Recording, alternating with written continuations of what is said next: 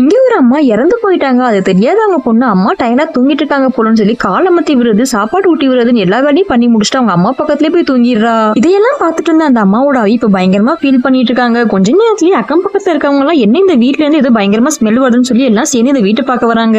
அவங்க இந்த அம்மா இறந்து கிடக்கிறத பார்த்தோன்னே அவங்க ஹஸ்பண்டுக்கு கால் பண்ற. ஆக்சுவலா இந்த அம்மாவோட ஹஸ்பண்ட் செகண்ட் மேரேஜ் பண்ணிருப்பாங்க. இதை பார்த்து டென்ஷன் ஆனவங்க தான் இப்ப சூசைட் ட்ரை பண்ணிருக்காங்க. இது தெரியாத அந்த பொண்ணு தான் அம்மா ரொம்ப நேரமா தூங்கிட்டு இருக்காங்கன்னு சொல்லி சாப்பாடு ஊட்டி விட்டுட்டு அம்மா எந்திரிங்கன்னு சொல்லிட்டு இருக்கா. வந்து அவங்க அப்பா இந்த மாதிரி உங்க அம்மா இறந்துட்டாங்கன்னு சொன்னோன்னே இப்ப அந்த பொண்ணு பயங்கரமா அழுக ஆரம்பிக்கிறா.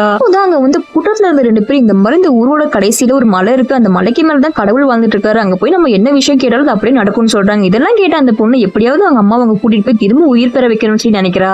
அந்த பொண்ணு அந்த அம்மாவோட பாடி ஒரு ஸ்ட்ரக்சர்ல வச்சு மலைக்கு மேல இழுத்துட்டு போயிட்டு இருக்கா. ஆனா அது சின்ன பொண்ணுங்கிறதுனால ரொம்ப தூரம் அந்த பொண்ணால இழுக்க முடியல. கொஞ்ச நேரத்துல அந்த பொண்ணு அங்கேயே மயக்கம் போட்டு விழுந்துடுறா. இதெல்லாம் பார்த்தா அந்த அம்மா பயங்கரமா ஃபீல் பண்ணிட்டு இருக்காங்க. மயக்கத்துல இருந்த அந்த பொண்ணு கனவுலயே அந்த மலைக்கு மேல போயிடா. போனவங்க கடவுளையும் மீட் பண்றா. அப்படியே அந்த கடவுள்கிட்ட எனக்கு எங்க அம்மாவோட உயிர் திரும்ப வேணும்னு கேக்குறாங்க. அதுக்கு அந்த கடவுளும் செய்யணும், உங்க அம்மாவோட உயிரை திருப்பி தரான், அதுக்கு பதிலாக எனக்கு இன்னொரு விஷயம் தரணும்னு சொல்றாங்க. கொஞ்ச நேரம் கழிச்சு பார்த்தா அந்த பொண்ணு ஹாஸ்பிட்டல்ல கண்ணு முடிக்கிறா. அங்க அவங்க அப்பாவும் அந்த சித்திக்காரியும் இருக்காங்க. இப்ப 2 பேரும் சேர்ந்து அந்த பொண்ணு அவங்க வீட்டுக்கு கூட்டிட்டு போறாங்க. அந்த சித்திக்காரியும் அவங்க அப்பா இருக்கும்போது அந்த பொண்ணுக்கு ரொம்ப சந்தோஷமா பேசுறாங்க. அவங்க போனோடனே உடனே மூஞ்ச காட்டிட்டு ரொம்ப வெறுப்பா நடந்துக்கிறாங்க. அது மட்டும் இல்லாம அந்த பொண்ணுக்கு சாப்பாடு போடாம ரொம்பவே கஷ்டப்படுத்திட்டு இருக்காங்க. இதையெல்லாம் பார்த்தா அந்த அம்மாவோட அவி நம்ம பொண்ணு இவ்வளவு கஷ்டப்படுறான்னு சொல்லி பயங்கரமா ஃபீல் பண்ணிட்டு இருக்காங்க. கொஞ்ச நேரத்துல அந்த பொண்ணு வீட்டை விட்டு வெளியே வந்து அங்க இருக்க எல்லாருக்கிட்டையும் கொஞ்சம் காசு கொடுங்க, எனக்கு பசிக்குது, சாப்பாடு போங்கன்னு சொல்லி கெஞ்சிட்டு இருக்கா. இதெல்லாம் பார்த்தா அந்த அம்மாவோட அவி இப்ப ரொம்பவே ஃபீல் பண்ணி அழுதுட்டு இருக்கு.